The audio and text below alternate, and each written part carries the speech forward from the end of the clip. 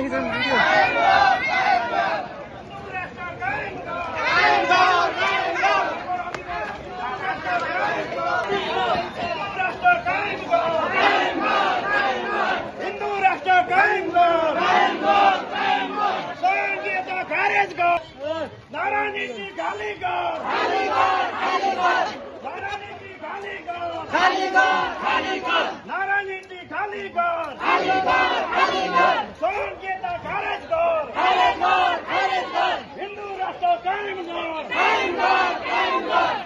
राष्ट्र कायम कर